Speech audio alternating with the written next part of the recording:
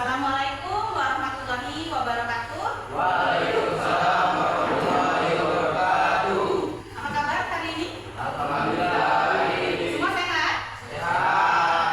Oke, baik. Untuk memulai pelajaran hari ini, sebelumnya kita berdoa dulu kepada ketua kelasnya. Ibu minta untuk memimpin doa hari ini. Silakan. A'udzu billahi minasyaitonir rajim. Bismillahirrahmanirrahim. Belum masuk ke materi, Ibu akan cek kehadirannya terlebih dahulu ya. Jadi Yanti Eka, hadir. Maya Rubianti, Septia, hadir. Alhamdulillah semuanya hadir.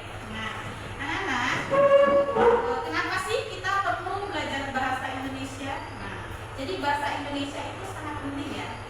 Kita sebagai warga negara Indonesia tentunya kita harus bisa ataupun kita harus paham bagaimana bahasa kita. Kan tidak mungkin kita orang Indonesia tapi kita tidak paham bahasa Indonesia.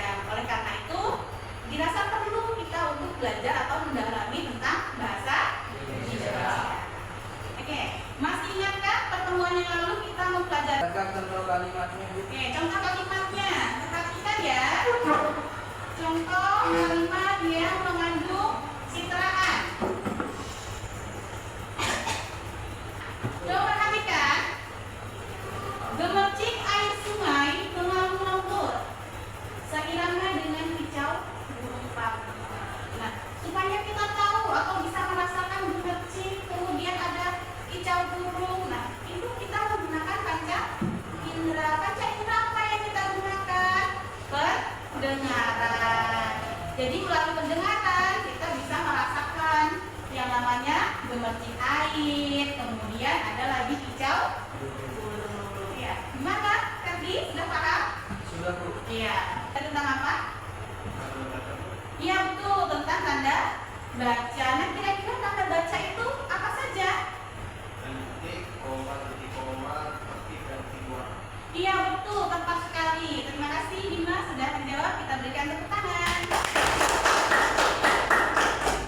Pertemuan kali ini kita akan mempelajari tentang diksi dalam puisi. Nah, kira-kira apakah diksi dan apakah puisi itu? Ada yang tahu? Diksi itu apa? Puisi itu apa? Bu, Ya, apa rasa? diksi adalah pilihan kata, Bu. Iya, tepat sekali. Diksi adalah pilihan kata. Yang lainnya? Ada yang tahu? Ya, Bu. Apa lagi? Puisi adalah jenis karya sastra yang menggunakan pilihan kata yang indah dan penuh makna, Bu. Ya, betul sekali. Sangat tepat. Bahwa puisi adalah apa tadi? Puisi adalah jenis karya sastra yang Iya. menggunakan pilihan kata. Ya, jenis karya sastra yang menggunakan pilihan kata atau diksi yang indah supaya dia menjadikan puisi itu lebih bermakna. Diksi adalah karya sastra yang menggunakan kata indah dan penuh dengan makna. Pilihan kata atau diksi merupakan unsur membangun puisi. Diksi terbagi menjadi 3. Yang pertama ada majas, yang kedua ada imaji atau pencitraan, dan yang ketiga terdiri dari kata konkret. Nah, ada yang bisa bantu Ibu? Ada yang tahu apa itu majas? Iya, nanti. Majas adalah bahasa kiasan, Bu. Iya betul, majas adalah bahasa kiasan yang biasa digunakan dalam pembuatan puisi.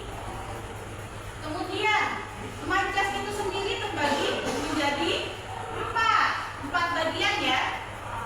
Ada majas perbandingan, ada majas pertentangan, ada majas pertautan dan majas perulangan.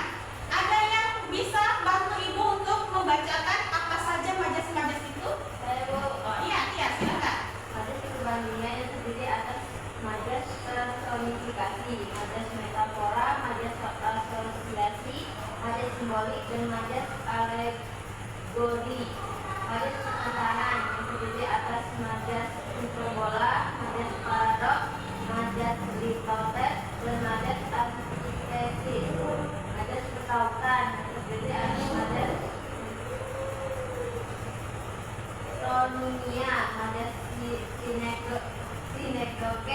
majas alusio, dan majas eufemisme.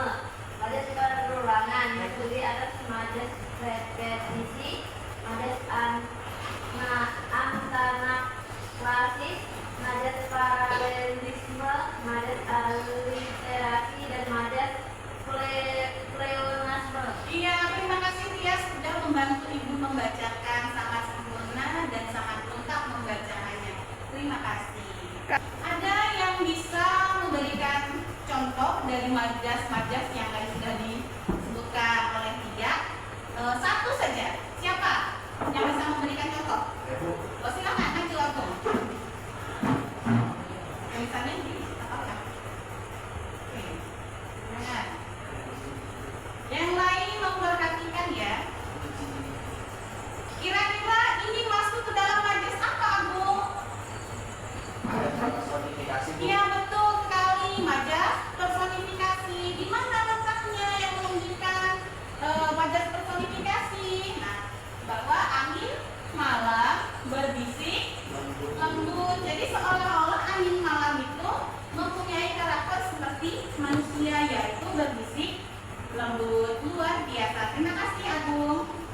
Selain majas tadi yang sudah disebutkan oleh Tia, kemudian contohnya yang sudah diberikan oleh Agung. Nah, ada lagi yang disebut dengan imaji atau pencitraan atau citraan. Nah, kira-kira ada yang bisa menyebutkan apa itu imaji atau citraan? Saya, Bu. Oh iya, silakan. Pengimajian atau citraan adalah kesan yang tertangkap dalam kalimat atau baik sekaligus puisi. Citraan bisa dirahasiakan melalui tindakan, misalnya citraan penglihatan, pendengaran, penciuman, perabaan, dan penglihatan. Ya, betul sekali. Jadi citraan itu sesuatu atau kalimat yang bisa kita katakan dengan panca indera. Ada penglihatan, ada perabaan, pendengaran, penciuman, dan pengecapan.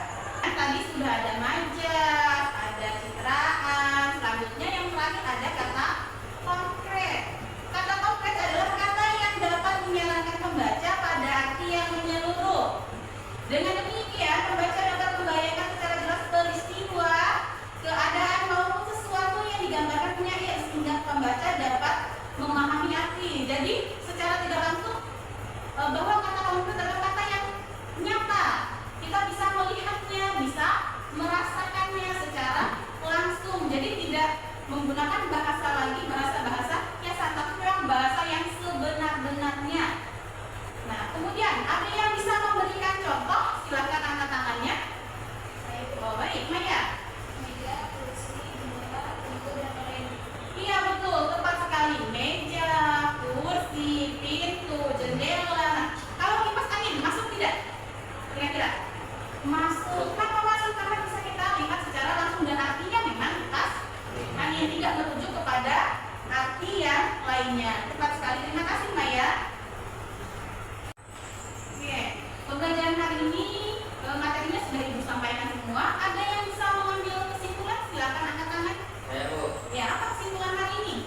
Puisi adalah karya sastra yang indah dengan menggunakan diksi yang tepat sehingga penuh makna. Ya, tepat sekali ya, Dani, bahwa puisi adalah karya sastra yang bagaimana tadi? Yang indah. Ya, yang indah dengan menggunakan diksi. Nah, diksi sendiri terbagi menjadi 3. Tadi ya, ada yang namanya majas, ada yang namanya citraan atau imaji, dan ada kata konkret. Sampai di sini apakah ada yang ingin bertanya? Ada atau tidak ada? Tidak? Oke, tidak ada. Berarti sudah jelas ya? Oke, alhamdulillah kalau sudah jelas. Kalau begitu kita akhiri pertemuan kali ini dengan membaca hamdalah. Terima kasih untuk hari ini. Semoga kita diberi waktu untuk berjumpa di pertemuan yang akan datang. Wassalamualaikum.